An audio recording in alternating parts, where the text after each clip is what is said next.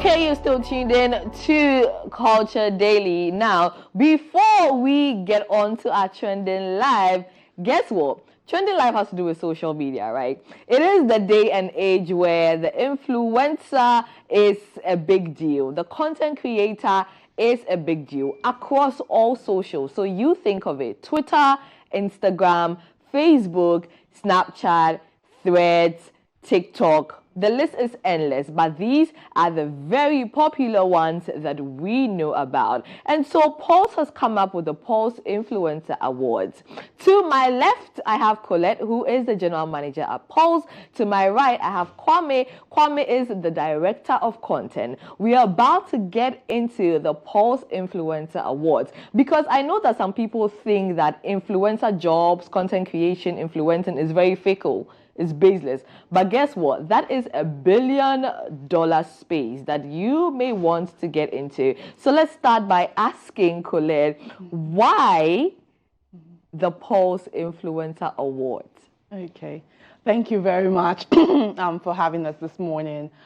So to start, first of all, Pulse. What do we do? Pulse is Africa's leading media and marketing company. We're currently in about 6 African countries.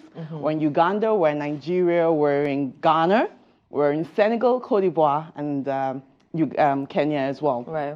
So the Pulse Influencer Award was natural to us because in the media space, we see what how content is changing culture generally, and it was important for us to come into that space as well. We started with the Pulse Influencers Network, which is an arm of the business that brings together influencers and see how we can ensure that we're shaping what you're doing and we're redefining what influencer marketing is all about. We also help them, connect with brands that would give them the business side. You know what I mean? Yeah. So it was important to now highlight the ones who have done well, the ones who have put their minds into the craft, basically. So we came up with an award, system that would do that. It's a very seamless system.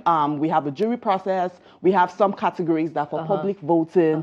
And so it's been on for 3 years now. This is the 3rd edition. On your third. Thank you very much. Thank you. This is the 3rd edition, and we're really very excited about it. We'll get into, how everything comes together, because I also know that the number of influencers in Ghana alone, every day somebody discovers a talent. Every day someone discovers a niche that they want to get into. Every day someone decides to even become an influencer upon hitting 10,000 followers. That seems to be what the cutoff is. Shouldn't be the case, but once you get that, you feel like you have some audience that you can start to sell to, start to influence, start to convince, or start to create content for. And so as head of director of content, Kwame, what goes into, selection of these content creators, considering the countless number of content creators and influencers there are for, this awards?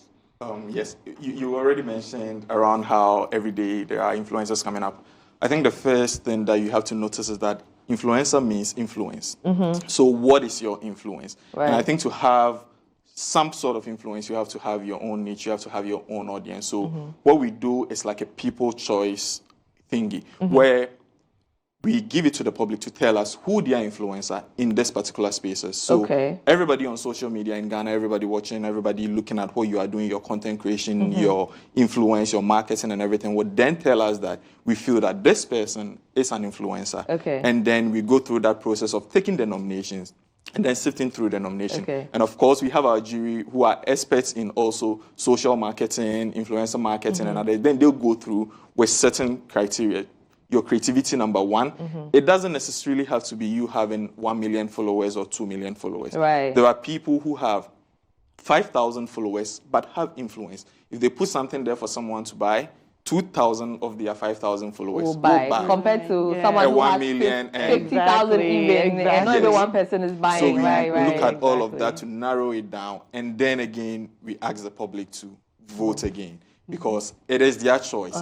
We cannot say who the influencer is. They have to say, because they are influencing their audience. So but that must be a lot. I mean, I'm just looking at the the possibilities, the endlessness, right, of it all. But Colette, you mentioned the jury and everything earlier, right? Now, what I would like you to tell us also is that aside opening it up to the public, you know, does Pulse influence the shortlist in any way? Oh, no, we don't. So first of all, you said it was a lot, and I would admit that. This year alone, across our 6 markets, we had about 50,000 nominations. What? Yes. That's a lot. Yes. Then Ghana alone had about 10,000 nominations. So it was very interesting to see. So we had to put that list together. Among the 25 categories, just 23 are up for public voting. 2 are not up for public voting, and that's the Pan-African award. One is a Pan-African award, which cuts across different Africa, basically. Then the Next Generation award, more like a rookie award. As well, that's not up for nomination. We usually name that after someone. This year, in Nigeria, Don Jazzy is holding that down.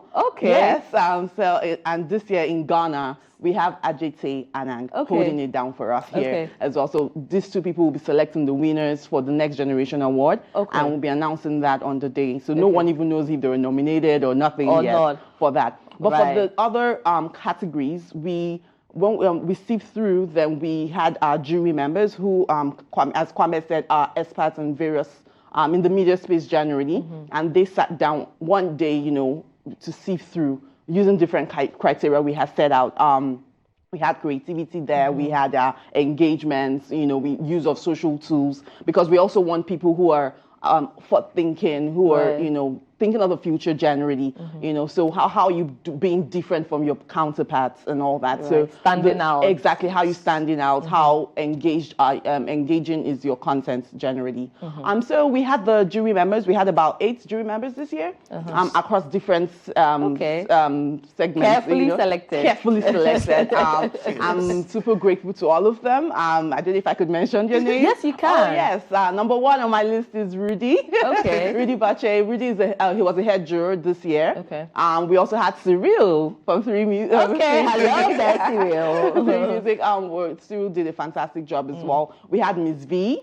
We had Caroline. We had Jeanette. So because of some of our, the brands who supported us this year, we made them part of it as well, because some of them are owning some categories. Jamieson, for instance, owns the art and photography category. GB Foods Gino is owning the is powering the food category. So we had members of their team part of the jury members as well. So it was a very interesting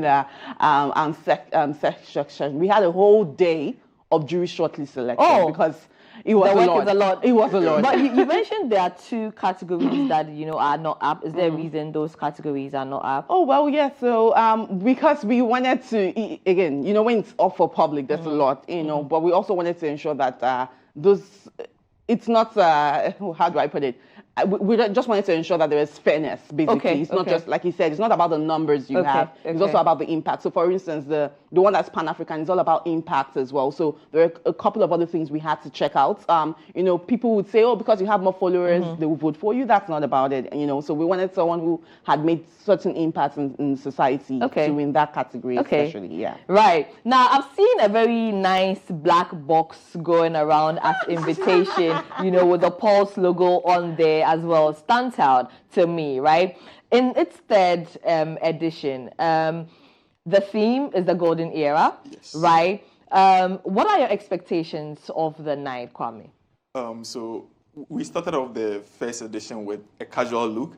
So we are going in different phases of how influencers would normally be. And you know they are mostly unpredictable. And we try to be unpredictable with what the theme is for each year. So we started with a casual look. Last year was a look with an African touch. And this year, after a lot of meetings and ideation, we went with a Gatsby theme, which, of course, the main headline theme will be the golden era.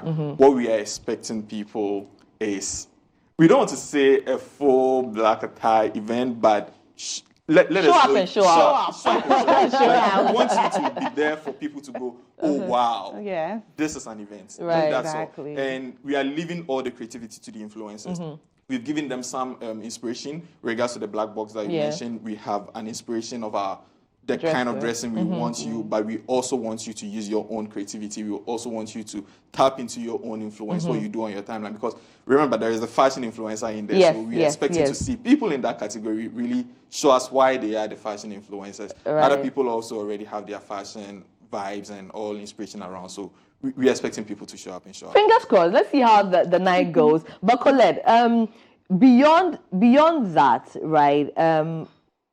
For those who have been nominated, it's not everybody that's going to win, obviously, but I mean, I believe that once you get nomination, it's good enough. It's some recognition, right? So you know that you're on the right path, right?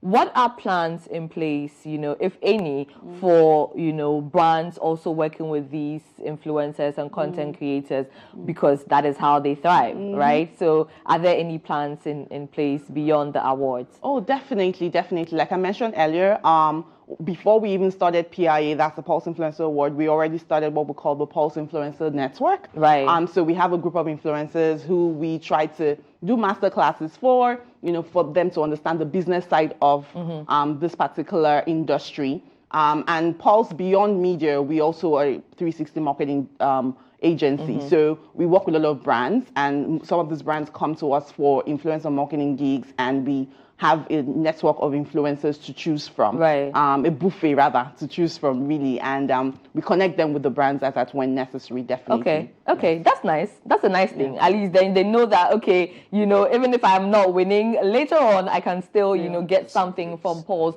But Kwame, before we wrap up the conversation, please give us details if anyone wants to get a ticket, venue, you know, all of that. Tickets. I'm sorry to say it's an invite-only event, so there are no tickets. But we will try our best for all our social media channels at Pulse Ghana to give you everything you need to know about the event. So just hang out Saturday night. We'll be grateful. And you will see everything that we'll be grateful. Hopefully next year, maybe it will be open. It will be open for everyone. Fingers crossed. We'll keep our fingers crossed for that. But yes, guys, it's been a conversation on the Pulse Influencer Awards with General Manager at Pulse, Colette, and also the Director of Content, Kwame. Now, like they mentioned, just look out for, you know, all the suaveness and all the gorgeousness and all the beauty that's going to come out of the Golden Era themed Pulse Influencer Awards for this year. My name is Lenny Lamote. It so far takes us away on Trending Live. You're still tuned in to Culture Daily on Theme Music TV and Plus 89.9 FM. Stick and stay. Bye-bye.